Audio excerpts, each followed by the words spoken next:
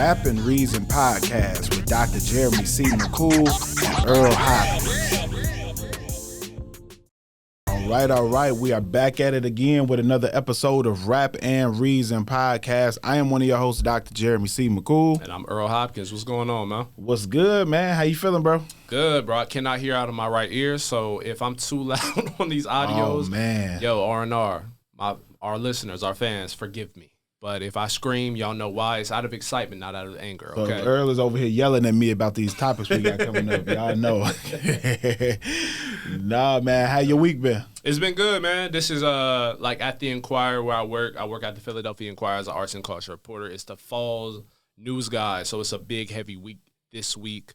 But otherwise, man, just balancing it out, balancing life as we all do. You know what I mean? Didn't you just start teaching again this week? Yeah, man. We back in the classroom, man. Okay. Our first day back in was yesterday, and it's dope, man. I brought the hip hop class back, so Yeah. I'm teaching socially conscious hip hop this semester. Excited about that. But yeah, man, it's been keeping me nice and busy. As some of you all might know, the book is done. It is done. The book is done. Thank God. Yeah, we talked about it a little bit before, but the pre-orders are up now for hardback as well for Raps of Resistance. If you have not pre-ordered yours, please go and get that copy now. You will not regret it. It doesn't drop till May. Yeah. So I don't believe they take your money until May. They don't take your money until May. So don't be cheap on me. All right? Yeah, I know you're going to have that 30 piece by May. That's what I'm saying. If you save 15 cents today, you'll have 10 times that probably. So go ahead and do that. Yeah. Yes, sir. But yeah, man, just back in the classroom with it. Yeah, looking forward to it, man. Yo, and shout out our guy, Timothy Welbeck, professor, attorney at Temple University, who's actually teaching this week as well. He's teaching the Kendrick Lamar hip-hop course this week. Fire. Yo, I saw him on TV, on some news station, talking about it even further. So that promotional run he got, the marketing he got. Yes, sir. We need that. But also, it's amazing to see him in action, too. So shout out all our educators as well, yes, especially sir. in this hip-hop space. Absolutely, man. Shout out Dr. Welbeck, man. He has interviews in our book as well.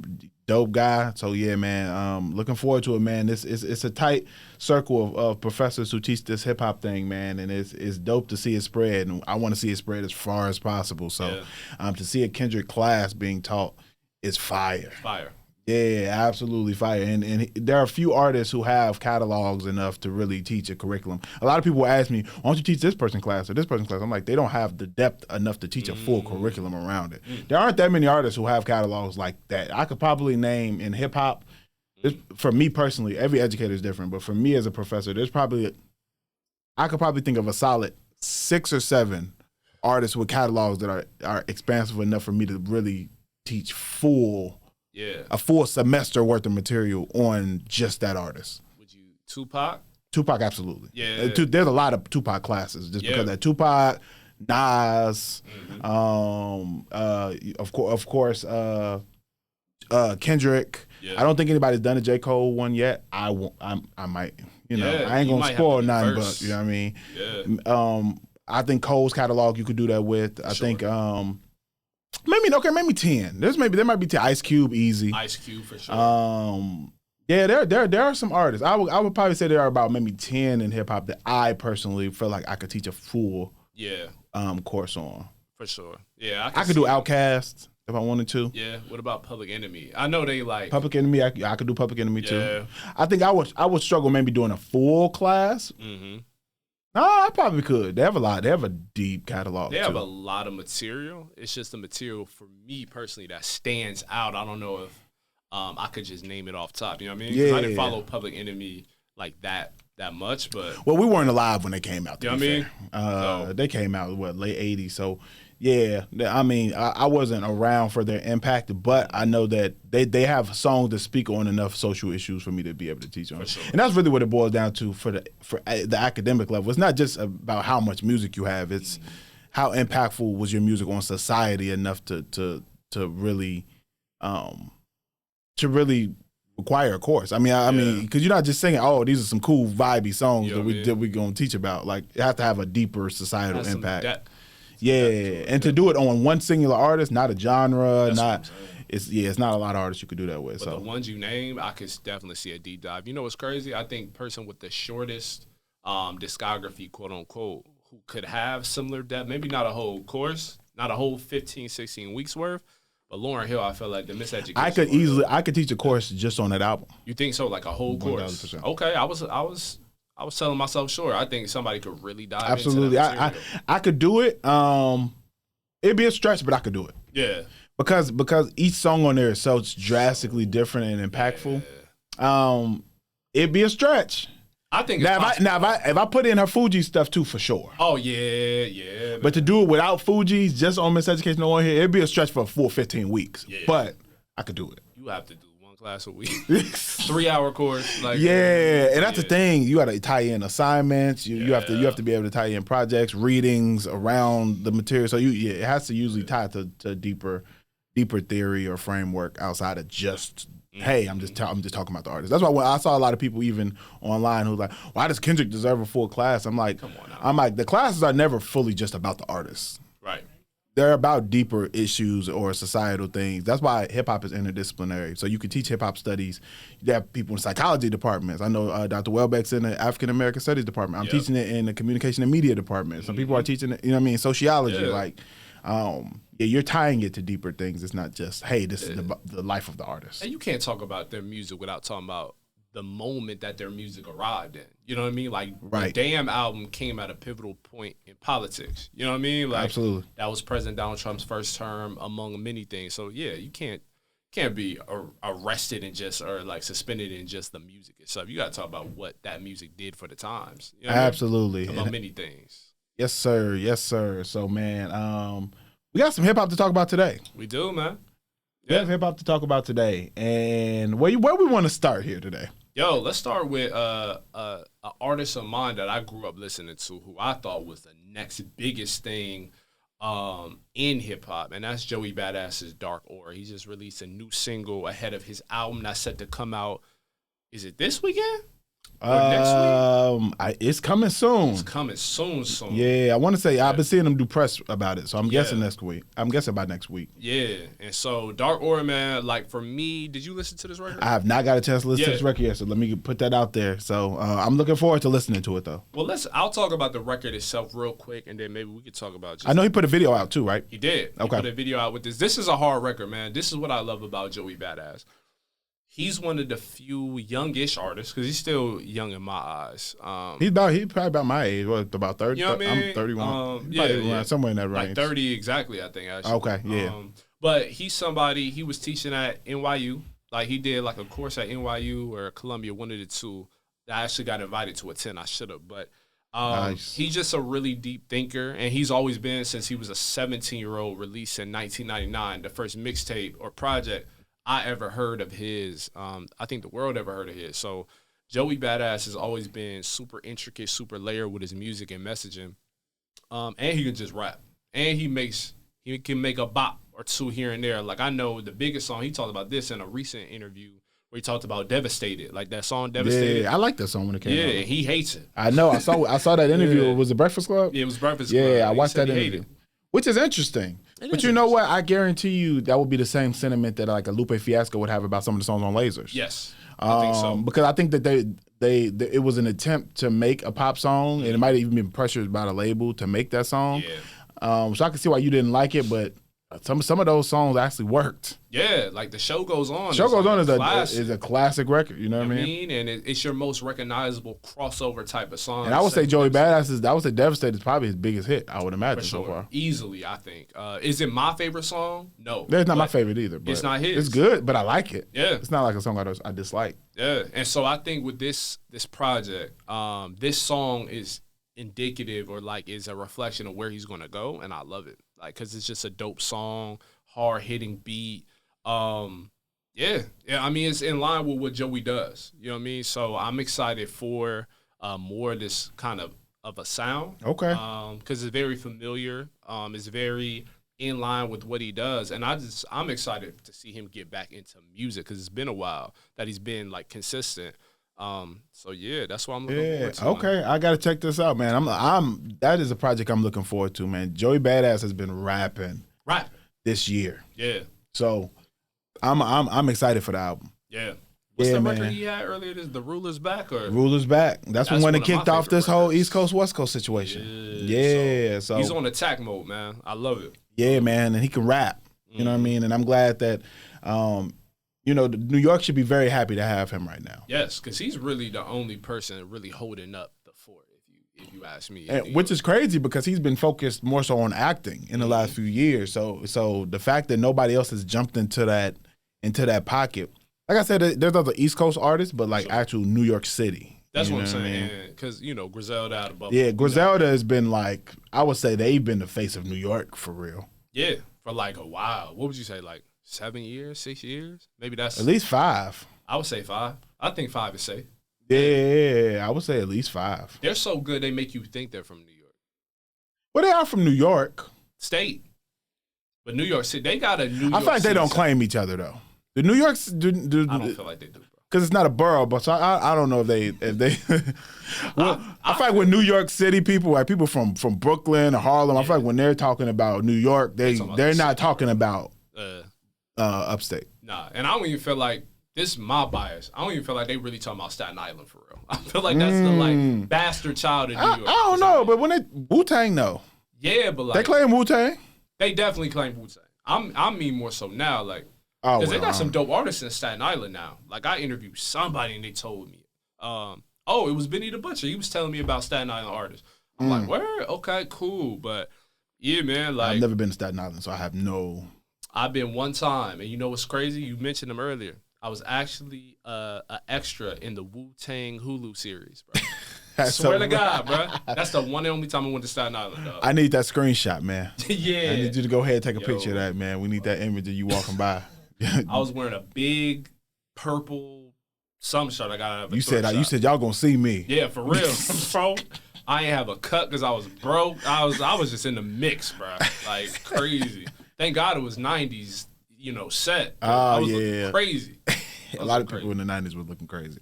But yeah, man. Joey I'm looking forward to this album. It's the first album that I will hear since 2000, which came out a couple years ago. We heard him most recently on Highest and the Lowest, on Chance's album, as well as other records. Fire. So yeah, this is gonna be some heat. I have no doubts. Yeah, man, I'm looking forward to it, man. So shout out Joey Badass. We'll be making sure that we tune in and tap in with your next project and give it a full review. All right, there's another artist. Yeah. And this was recommended by Earl. I just want to put this out here. Earl recommended Earl. All right. Earl recommended his kinfolk, Earl Sweatshirt, for us to review. And I did see a lot of press around this project. Yeah. And it is what's the name of it? Shoot. Let's make sure we get the name. Look, you don't even care about the name. Crazy. What is this joint? How you gonna do your peoples like that, man? That's it is Live, Laugh, Love. Live, Laugh, Love by Earl Sweatshirt was released recently. It is a relatively short project. 24 minutes, 11 tracks. And it is what do you think about this track, Earl? It's always me. Yeah, what do you think about this album? So I'll say the positives. Yeah. I do like most of this production. I can say I like most of it. It's very boom bap heavy. It's very nostalgic. The samples even that he uses, that he weaves into the project are interesting. It keeps me it keeps me up from snoozing. You know what I'm saying? So that's a positive right there. Okay. I would say he's rapping. I would say he's flowing on a lot of these unorthodox boom bap beats. Yeah. He is rapping. He's finding pockets that I didn't. Nah, not really. It's kind of the same flow through most of this. Yeah. But what I do like about Earl is he's always emphasizing his rap ability. Like he may not have hooks, he may not have bridges, melodies, or song structure, but he'll rap. You know what I'm saying? So that's the positives I can take out of it. Some of the better beats I heard is Infatuation, Live, Static, Heavy Metal, aka Ejecto Cito. I liked those beats a lot. I even like Exhaust, the outro for the project. But honestly, and you can speak to this as much as I can, everything I just mentioned that Earl emphasizes is because everything else is lacking. Okay, there is no song structure really. The beats water down what he's saying because it's not really sonically pleasing when it's put all together. It just seems like a very unstructured album and project. It sounds like an idea that needed to be molded much further, but it wasn't. Some people like that raw, unfiltered Earl sound. I used to, I think, when I was a much bigger fan, and I think when his music was more focused. But I think this is an example of like kind of where Earl is like musically, and it seems a little bit distorted, you know. That's why I'm really glad that you went first because you said that so eloquently. I tried my best. You really did, and I want to say I didn't enjoy this at all. Let's start there. So I am not. This is my first time listening to Earl Sweatshirt project. We've spoke about this on R&R before that I'm not a. I didn't grow up listening to Odd Future when they came out. I just didn't really get it. I didn't really tap in with any of their music. And if it sounded like this, I'm glad. This is bad to me. I like this is there. Yeah. The only good thing I can say about this project was I can tell listening to him that he can rap. Mm-hmm. That's pretty much where that's all I got. It was mixed bad. I don't even like the mixing of the project. Like the beat, like you said, the beats like overpower his vocals a lot, and that doesn't help when he has zero energy in his delivery of the raps already. So when you mix that on top of the vocals being low, and it's not even like a cool like chill flow. Mm-hmm. Like it's not like Larry June had a very chill delivery style. Currency has a very chill delivery style, but it still has life in it. This sounded like he just woke up and just hit record and just was like, okay, here you go. Yeah. All right, here's a couple raps. All right, cool, I'm done. Like it's this is bad. I'm gonna be honest. Like I've accepted mixtapes from people on the street that I enjoyed more than this. Which street? Philly, San Diego? Philly, Chicago, San Diego, all of them. Dang. That were a lot better than this. Yeah, this is bad. And for people who like this, it's to each his own. You know, we all know music is very subjective. This was like really bad to me. Yo, and I think what Earl tries to do, and I think where his fandom really comes from, it's like this is straight like, it's almost, I was going to say something dangerously bad. I was going to say, I could tell that he's inspired by MF Doom. The difference is MF Doom is a lot better. MF Doom is different. Is very different. And I think he's trying to garner sort of and MF Doom's delivery doesn't sound like this. MF Doom might have a more calm voice, but it's still dynamic. Yeah. The way he's rapping. Yeah. So it's still not monotone. He's switching up flows and his beats. His instrumentation is like a lot more diverse. I feel like I can give you somebody who's able to pull off the almost monotone thing where it works. There's a rapper named Jean Grey. Oh, she's fire, fire. Been around forever, underground, dope artist. Kind of people kind of mention her when they mention the MF Dooms and the Atmosphere and those type of artists who are like super underground, but like fire. But she also has a very almost monotone delivery style, but she's so fire that it works, and her flow is so crazy that it works. Yeah. But if you're in those other areas, it's not gonna come across well. It's not. And that's where, like I said, this is like I said, I can tell by the way that he's putting words together that he can rap, but he ain't saying nothing. And it's crazy because I saw an interview that he did where he was shouting out. So I had high hopes. After you told me about it, it hit my algorithm. It started. I saw that he did an interview where he was showing love to De La Soul, which I think is one of the coldest groups to ever, top 5 groups in my mind, ever in hip hop. For sure. And so he was showing them love and all of this. So I was seeing him, showing a lot of MCs love. So I had high hopes and Yeah,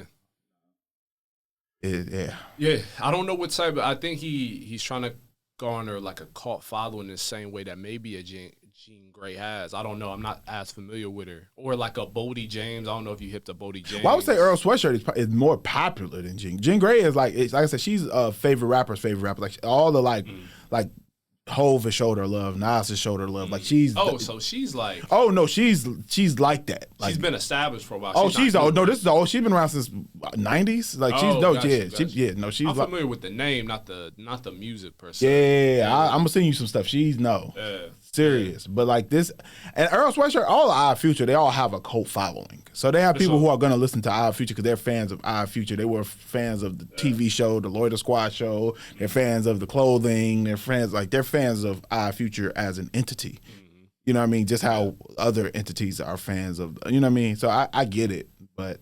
I don't know what Pocky's trying to be in is what I'm getting at. Like, I don't know. I don't know what this is. That's what I'm getting at. Yeah. Maybe R&R listeners can help us out, educate us. Help me. Maybe I'm missing something. You know what I mean? As an Earl fan, like my favorite album of his is two of them. Doris, his debut album, and I Don't Go Outside. That's devolved into this, so I don't really understand like what he's going for. You know what I mean? But yeah, this sounded like a joke. It just sounded like a, like let me get on this mic and rap. Like that's what it sounded like. And then let me go back to sleep. Like and maybe that's the intention, but the execution I don't think was there. Yeah, no. So, this is 24 minutes I never get back. So I appreciate it, Earl. Earl, y'all are the my reason. namesake, man, doing me dirty, man. Like, what's going on, bro? Yeah, all Earls across the world look crazy right now. Yeah, man. You know, we've talked about so much good hip hop. It was overdue. It was bound to happen. We've been bigging up all the dope hip hop for the last like month and a half. So I think we were overdue to have some bad stuff to listen to. That's just how the world works, bro. It really is. Now, speaking of bad things in hip hop, we got to talk about ghostwriting. And recently, an artist who I've praised on this show because I liked his last project a lot. Yeah, it was really good. Is Big X the Plug. Mm-hmm. Big X the Plug, MC rapper out of Texas. I want to say don't Dallas or Houston. I don't Yo, I heard he was from Nashville. I'm confused now. I don't know. He's from Texas, I know, because he got a song called Texas. Okay, yeah. So he has to be from Houston. Okay, I'm going to go. All right, so who knows? Big X the Plug. One of his biggest songs, he has the song I got introduced to him with was a song called Texas. I heard it. Yeah. And somebody actually, funny enough, from Texas was the one who put me on with the song years ago and was like, hey, you got to hear this artist named Big X. And I heard that song and was like, this is fire. Kind of old Western like sample in the background, hard. That was my first time hearing him. A lot of people were introduced to him from a hit record called The Largest. Mm-hmm. And on an interview recently, Big X the Plug came out and said that he did not write this song at all. He said that his artist who signed under him actually is the one who wrote The Largest. Now, Big X the Plug is independent. He's under United Masters, so under Steve Stout. And so he came out and said that. The interviewer then asked, oh, are you talking about the hook? Mm-hmm. He was like, no, the whole song. Crazy work. What do you think about artists who are now in hip hop are able to say like, yeah, no, somebody wrote me a full song? What do you think about that? I think that's crazy. Now, before I dive into that part, bro, let me acknowledge this, right? As a writer myself, not of music, obviously of essays and whatnot, right? Yeah. Now books, now we can say that, right? Or you could say that. Now I can say that, right? I appreciate people acknowledging the writer because I feel like the art of writing is an underappreciated thing, right? Absolutely. Cool. I think when you're a musician, specifically a rap artist, art form that was rooted in spoken word and all these other things, right? You have to, I'm not saying ghostwriting has existed in hip hop for decades, right? But I think for your biggest song to be written by the person you didn't name also. Because it's not like he gave him kudos or credit. Did he name him? He didn't name him? I don't know. He didn't name the person who it was. He was just like, oh, it's this platinum type of writer, right? My question to him is, what's even the point?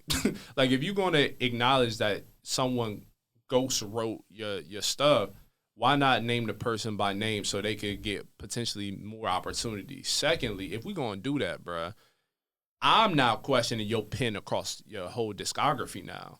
Because, like, the largest sounds like a lot of music you've written or rap. I could had the exact same thought. So what I said is the this? largest. It's not like the largest was like a deviation from the type of music that he makes any other time. Right. So I mean, now to be fair, a ghostwriter would try to write to your style. Exactly. So I would imagine that a ghostwriter would try to write to your style, but it's just crazy that artists are like comfortable enough saying this. In hip hop, there's never been a time where you were like, yeah, somebody just wrote this whole song for me. That's never been a part of hip hop ever. Because hip hop is it's historically, it's changed a little bit, but it's historically always been a lyrically driven genre. Exactly. So a lot of people will make the comparison of, well, you know, Beyonce doesn't write all this stuff. Mariah Carey doesn't write all this stuff. And my retort to that is they are vocalists. Right. So they are being praised for their vocal abilities. And their performance abilities. In hip-hop artists are typically praised for their songwriting abilities because you're not singing. Right. In theory. Some hip-hop artists sing, but in general, you're not singing. So other than what? You have a cool voice, your delivery is cool. Is that what we're... Is that the only standard, or you know? And I know a lot of newer fans who are younger and you know what I mean aren't as familiar with how this genre started and or origins or any of that stuff. It's they're just like, oh well, as long as the song is good, I don't really care. You can't have those same standards. Well, that's dangerous in this time of AI. Yeah, it is. It's very dangerous. Is to say we don't care who's making the music. If we like it, it's cool. No, absolutely not. Absolutely not. Hip hop has always been measured by an artist's writing abilities. Absolutely. And we understand that some writers have help, right? Like I remember Bow Wow was talking about how T.I. would help him, like early in his career. Oh yeah. You know what I mean? Like we know that artists get help. Yeah, Dr. Dre. And the Brad and Jermaine Dupri wrote a lot of his early stuff, but he was a child. He was like 12. So yeah. And like we get it, bro. We not saying that artists aren't allowed to have help. I'm just saying, like, when we just open the floodgates and say, oh, yeah, he wrote the whole song for me, bro. I just performed it, took the credit for it, and I'm not even going to mention him by name. That's crazy. It's crazy to me. You know what I mean? Because if that's the case, if we're just writing whole hip-hop songs for people, then it's just like, well, I might as well just listen to him. I might as well just listen to him. Well, give me that artist name, and I'll just listen to him. You know what I mean? It's kind of dangerous, and it's interesting, bro. Like, when did we get to a point where this is the norm in hip-hop? Like, I don't understand that. Like, we knew Jay-Z wrote... What was the Dr. Dre song? Was it still DRE maybe? Yeah, I think so. Or Eminem wrote that. Whatever the case is. But Dr. Dre is a producer. Dr. Dre has always came out and said that. Yeah, I'm a producer first, and he has all the same thing with. I know it's interesting time, but Diddy, same thing. Diddy infamously said, you know, it don't matter if I write rhymes, I write checks, because he's known as a producer who just made projects after. Nobody ever heralded him for his writing ability or his lyrical abilities. Right. You know and what those I mean? are different situations to me. But if you are a big extra plug, and let's talk about this, he's firmly establishing himself still though. Like you know what I mean? Like so it's just a little crazy. It makes you question something. And to do that simultaneously with coming out with a country album. I haven't listened to it yet. Yeah. It's just nasty work, man. I don't know. Hip hop this I don't like it, man. I don't like it. Yeah. You know how I don't like country at all. You know how I feel about country music. I just went to a country concert this weekend. I took my lady, man. Oh, Jesus. Yeah, Jesse Murph, man. Shout out to our Jesse Murph fans. All four of y'all who listen to the podcast, bro. I had a blast. How many Confederate flags were in the building? Luckily none, but I'm sure they had them tucked in their pocket or something. No, I ain't gonna lie. There was like about 4 other black people like, what are you doing here? It was like the Spider-Man meme. Like, what are you doing here? Yeah, for those who do not know, and it's so funny, one of my students named, I always have my students go around and name who their favorite artists are. Mm-hmm. Music artists are at the beginning, like a little icebreaker activity. Yeah. And some of my students were, one of them named the artist, I can't think of the name. And they were all they're like, you don't know who that is? And I said, well, what genre is it? And they said folk. And I was like, I hate to break it to you all, I'm not a folk fan. You know what I mean? I don't know if you can tell. Hearts crushed? No, they're just like, oh, okay. I figured, but I country music I have been very vocal, is my least favorite music genre ever. Yeah. You know, black people have created a lot of wonderful genres in America. That was the one that I felt like we could have just let it go. Now we love the blues. Blues The is very different fire, from country. but I mean that's my thing is blues is just a better version. You know what I mean? Country is like you know what I mean? It's like it's like a knockoff. It's like the great value version of blues, and I love blues, B.B. King, all of that. Like that's my bag. So, but yeah, no, I've never been a country fan, man. Yeah. I didn't like it when we had it or when they had it. I don't like it. Yeah, man. Now let's take back rock and roll or something. You know what I mean? We can take think back need to, blues, 'cause rock and is roll. Dead to me. So Rock has died. I feel like that's the one we need to take back. We would turn that up. That's rumored to be Beyonce's next album. I've heard that too. Yeah, so hopefully she could turn it up, man. Yeah, man, bring some more rock music. You know what I mean? I'd like to see us back in that pocket. I'm cool with that, but yeah, country is. But yeah, this was unfortunate news, man. I like Big X to play. I like his sound. His voice is dope. Like, I like his sound. So for me to hear that you didn't write that, and that's a song that I have on heavy rotation. Yeah. So for me to hear like, dang, you didn't write the whole song. The whole joint. He didn't say a hook. He didn't say, oh, I got some help. No, he said he wrote the whole thing. But you know what? I feel like we end up blaming Drake for a lot of stuff, but I'm gonna blame him on this too, man. Like the fact that we normalized all those ghost tracks and reference tracks coming out, and everybody just let it ride. And then I feel like now we at a stage where it's just like, yeah, it don't matter if I write the song or not. My first thought was Quentin Miller. Like that was my first thought when I saw that clip. I was like, bruh, I blame Drake. I blame Quentin somehow. I blame them all for this, bruh. Yeah, man. Y'all, I don't even know how we could. But like I said, the good thing is, you know, he's presenting good music, and it's not like anybody was saying Big X the Plug is the next, you know, Nas. Right. But I did think he was good. I thought he was really good, and I was looking forward to more. I don't know if I'm looking forward to it as much. That's my whole thing. I'm with you. Yeah, I mean, yeah, I was planning like yeah, it's bad, man. Bad. Disappointment. Hip hop disappointment, man. Yeah, man. Write y'all raps, man. That's all it is, man. But I mean, I guess he figured, hey, it worked. I'm gonna go back to him again. Watch, or whoever it is. They're gonna go like give us we need Buddy name, man, because he might be fire. He might have some heat. If he wrote that, he got some heat. That's what I'm saying. Like, bro, why you? I'm gonna listen to bro next or whoever it is. You know what I mean? I'm trying to find it, man. I'm gonna put my journalistic hat on and try. Oh yeah, we probably go to the credits. We'll find them. Yeah. But speaking of other artists who do write there, so hopefully, there's another album that we have to review, man, and this is Offset. Yes. For those who are not familiar, Offset is a member from the Migos. He has released some solo projects before, but this one here is was released recently. Very, very recently. He's done a lot of promo for it. Yeah. One of the songs we've reviewed on here, which was Bodies with him and JID, which I thought was fire. I personally have never really dug deep into Offset's solo catalog as much. But after hearing Bodies with JID, I was like, oh no, this is one we need to review for sure. The name of this album is Kiari, if I'm pronouncing it right. And 18 tracks, 52 minutes. I'll start off with saying this. I love the production on this. Production is fire. Fire production on this album. As I was going through it, I was like, yo, no, he hooked up with the right producers on this. Sonically, this is amazing. Like as far as he sounds great on it. The production sounds great. It flows well to me from song to song. I think it's just a well-produced album overall. Top to bottom. There's some songs on here that I really rock with. I really like the joint with Key Glock, Run It Up. Yep. Hard record. Folgers is cool. Of course, Bodies with JID is cool. I like the intro, Enemies, I think was cool. Beautiful intro. Yeah, dope intro. Professional, I thought the production on there was fire. Quality hookah music. Yes. Quality hookah music, for sure. Yes, high quality hookah music. All in all, man, I think it was produced well. Then I have to get to the lyrics. Yep. I hate to be this guy always, but I always am on this show.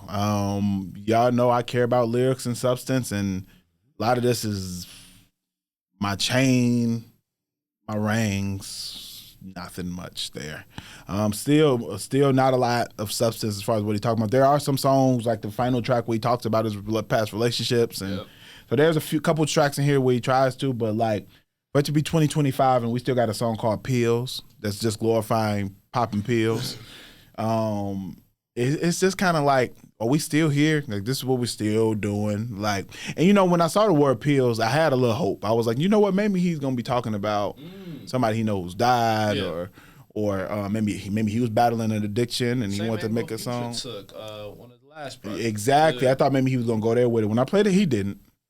Yeah, no, it's just a song about popping pills. Yeah, man. So that's disappointing, you know what I mean? Because I feel like this project has a lot of potential, but if the substance, I haven't seen any growth in substance from Offset. So that would be my critique. As far as, like I said, sonically, does it sound good in the car? For sure. Are there some hard beats, some stuff that's gonna go off in the club, hookah lounge music, all of that stuff is cool.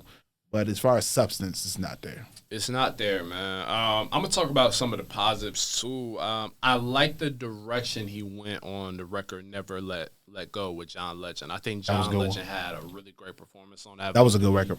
I just wish the lyrics kind of, because I know he's talking about Takeoff. Yes. Passing.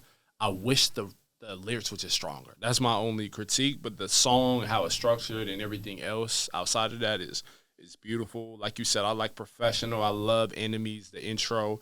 Bodies is my favorite vocal performance among the rappers. All in all, like I think this is a decent project. I just wish like the lyrics were stronger. What's crazy is Offset, I always used to praise Offset, big him up, because I thought he could rap. Like his flow, his everything, I felt like was one of the more diverse of the Migos. We already know Takeoff, R.I.P. He was really the one to set the flow, set the pace on a lot of their, records as a group. And Quavo was just like a hook, you know what I mean? Like king of the hooks. But I always praise Offset for his like lyrical ability, but I feel like in his flow, I feel like he kind of missed the mark on this one. I just didn't really feel an attachment to any of the records as strong as I have on even his earlier projects. You know what I mean? Like Set It Off, Father of Four. Like I feel like those had more substance or lyrical substance. So yeah, man, I wasn't really feeling this one, but I think in passing, if I'm on a road trip or something, I'll play this. But yeah, there's a few on here that are gonna make it to my car playlist for sure. They're hard, so I feel like it's worth listening to if you want to listen to it. If you just looking for some hard records to play in your car, it's got those on there. I just think as far as substance, it wasn't there. But like I said, production is fire. Top of the line. Top of the line. He spent the bag. Yeah, because there's some dope samples on there. It's like I said, well-produced project overall. So, but yeah, I would say Bodies is definitely the standout. They picked the right one for the single. I think so. It joined hard, bro. It's like probably one of my favorite records I actually go back to. Like level-wise, kind of, you know what I mean? Yeah, 100% agree. Yes, sir, man. What else we got to get to? Man, my guys, so Jadakiss and Beanie Sigel have a collab album coming out. What are your thoughts on that collab, especially after we know that Beanie has been using AI to like kind of correct or amplify his voice as of late? Do you feel like that'll help aid an even doper project than maybe before? Absolutely. Like, if judging it by the record that we had played in here on the podcast, where he uses AI to really bring back his natural sound and his voice after after he got shot, I think it was a wonderful. It sounded just like him, like I heard him before, so it worked perfectly. So him and Jadakiss together, nasty. Yeah, I'm all in to listen to that. The Locks is up there with hip hop groups for me as well. Just phenomenal, and Jadakiss is just one of those ones. I've never heard Jadakiss rap badly either. Never. Jadakiss always sounds great. There's always going to be bars there. His delivery is great. He's just a great all-around rapper. So when you put that with Beans and his talk, and that sounds like a problem. Yeah. And you know what? I like when Jadakiss even does collab. Like that collab, a lot of people didn't rock with that collab he did with Fabulous, the whole Friday the 13th themed one. I liked it. I loved it. Yeah, so I like it. I like when Jadakiss does collaborations, and I think him and Beanie Sigel just makes a lot of sense. It makes sense. It makes sense. Both of them are lyrical wordsmiths, bro. Like they're super nice. So it almost feels like this should have happened already. That's how excited I am. It feels like it should have happened 15 years 15 years ago or something like that, but I'm just glad it's happening. That's like almost like a fantasy like within hip hop for that collab to kind of happen. But I'm glad it's taking place, man. We have a lot of interesting collabs coming up in rap. Yeah, we do. Erykah Badu, Alchemist, and who? Most definitely, yes, sir. Like, what did they say? What's the phrase, bro? People at the bottom compete, people at the top collaborate. Let's keep it going. Yes, sir. You know what I mean? Let's keep doing it. And look, maybe one day we'll get that Kendrick and Cole collaboration. You know what I mean? JID also has hinted that him and Cole have enough music together to put out a project. Yeah, and I don't know why they won't. Cole and JID together on a project sounds amazing. I already know there's some because all the collabs I've heard of them together on already have been dope. Yeah, so I definitely want to hear that too. Yeah, man, I like collaboration projects, man, especially when it's two talented people collaborating. Yeah, we got too much trash on trash collaborations. You know what I mean? There's a lot of trash rappers collaborating, but it's not enough of the elite rappers collaborating. We need to see more of that. So yeah, I would like to see that in the future. So for sure. But yeah, shout out Beanie, shout out Jadakiss, man. I'm looking forward to seeing what that sounds like together. I wonder who's producing it. I wonder that's gonna be the make or break point right there is who they get to produce it. Yeah, somebody dope. Oh man, a part of me, who do you think would make sense, bro? Like it's hard for me to think about it, yo. Yeah, that's hard. But I would be cool with I feel like they gotta tap somebody. They gotta tap somebody from the 90s. Yeah, like I could see heat makers like really vibe. I was thinking heat makers. I could see heat makers. I could see what's my man? I could see No ID. No ID. What if Swizz decided he wanted to get back in the mix, bro? I wouldn't be mad at Swizz Beatz doing it. I wouldn't be mad at Swizz Beatz doing it. Yeah, man, there's a lot of routes that they could take with that. Yeah. If they want to go on some ultra hip hop, I could see Premier doing it. Premier was the first one to come up in my mind. Yeah. I could see Premier doing it for sure. It's so crazy, bro. I was just listening to somebody, this is unrelated but related. I was just listening to somebody play The Truth, Beanie's album, literally yesterday out loud. I don't know why people play stuff out loud with their phones in restaurants. That's a wild place to play something out loud. Yeah, in a restaurant? Yeah, it's West Philly at that, so it doesn't. But just out loud? Yes. Yeah. The whole song? Yeah. And it was like the most vulgar one. I hate to sound like an old man, but it's just play one. Y'all playing this old hip hoppity. Like, wow, man. No, I like that when people play crazy stuff out loud too now. I'm like, dang, I'm this person? Yeah, bro. Like, people be doing it on the runs, on the school trail. I'm like, what is wrong with you? Like, get some headphones, bro. Like, if you ain't got headphones, you just got to take the L, man. Even like when I'm in the gym, like when I forget headphones, as annoying as it is, like anybody who goes to the gym knows, like when you forget headphones, it's like, I gotta work out in silence. Like, this is terrible. Just me and my thoughts. Yeah, but you just gotta take the L. I'm not gonna just start playing it off my phone while I'm in the gym, like disrupting everybody else's situation. So you just gotta take the L. Yeah, but this should be a dope record, man. I think it's gonna feed the streets for a few cycles. Yeah, they're gonna be playing that joint for a while, especially here in Philly. I'm sure in New York too. Oh yeah, 100%, man. So shout out to them. I'm looking forward to hearing that. And yo, I came up with a new idea. I want to know what you think about this. Mm-hmm. We already have hidden hits, which we got to get back to because we forgot to do it last episode. Sorry. What do you think about Nice Nonsense? Let me tell you where I came up with this idea. Mm-hmm. Nice Nonsense. I came up with this, and we can switch the nice part to being something else. But there's a lot of songs that I'll hear sometimes, and I know it's lyrically it's trash. Yeah. And I know they ain't talking about nothing, but it sound good. Yeah. And I feel like when I come across those, some of them I want to shout out, but I can't put it in hidden hits because I don't feel like it's equipped to be in the hidden hits. Yeah. So I feel like we need a separate. I like that. As a connoisseur of nonsense, I like this. I like this idea. I like to indulge in some nonsense here and there too. And okay, so I'm glad you're on board. So Nice Nonsense is gonna be another section separate from hidden hits. So hidden hits we can get to the hip hop stuff that we really rock with, and then Nice Nonsense we can get into the track records where we have no expectations for lyricism or for substance or depth or any of that stuff. But it's just a cool song that you like. I kind of like this. Yeah. All right, let's start off with hidden hits. Gotta put hidden hits first, still. All right. You go first. All right.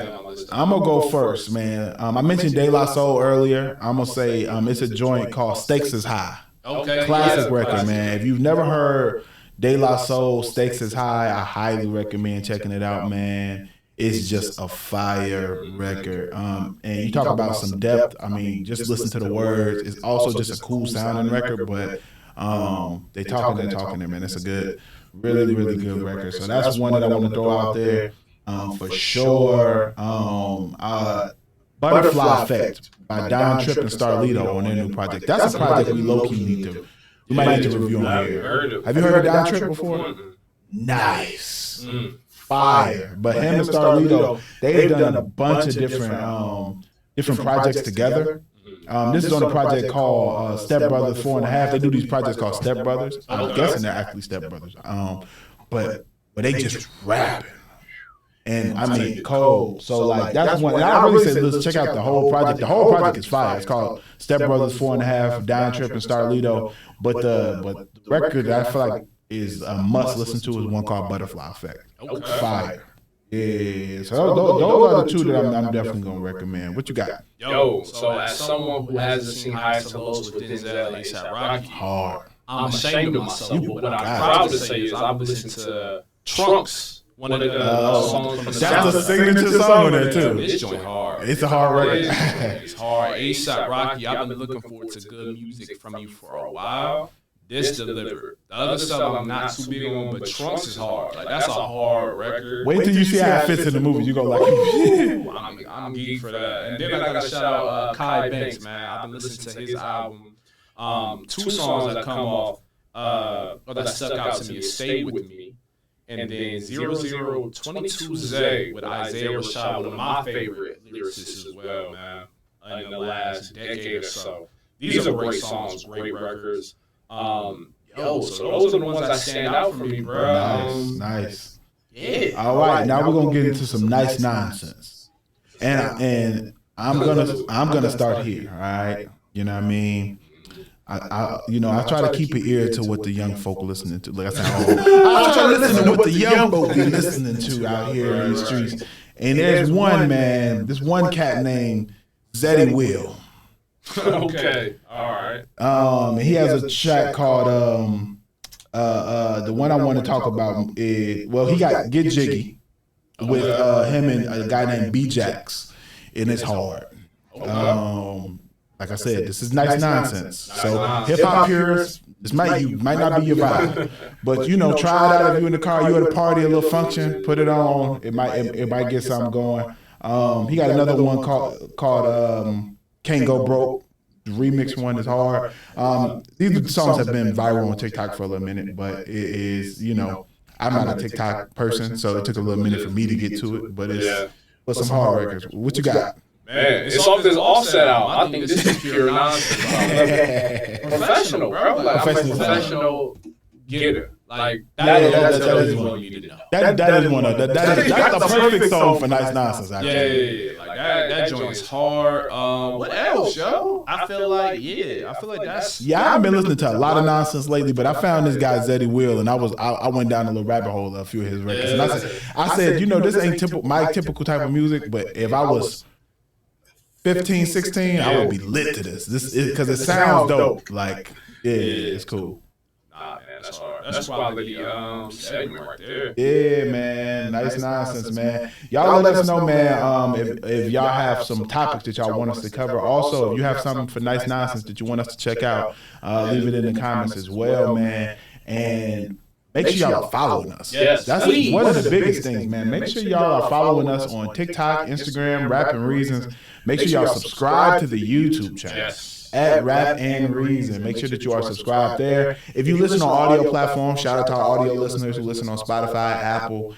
Make sure that y'all give us a 5-star rating and share it with your friends, man. We'll keep on giving you all the best hip hop reviews out here. Stop being stingy, bro. Share it with your friends, but they need this expertise, this rhetoric, this criticism, this fire. Give it to them, man. Absolutely, man. And make sure y'all pre-order our upcoming book as well. At bloomsbury.com, search Raps of Resistance. Our book will be on shelves May 14th, 2026. Yes, sir. So So make come sure on by fast, man. Get your pre-order in. Yep, and pre-orders for ebooks and hardbacks are all up on the site. So make sure that y'all check that out as well, man. And we'll see you next time. This is episode 57. We out. We out.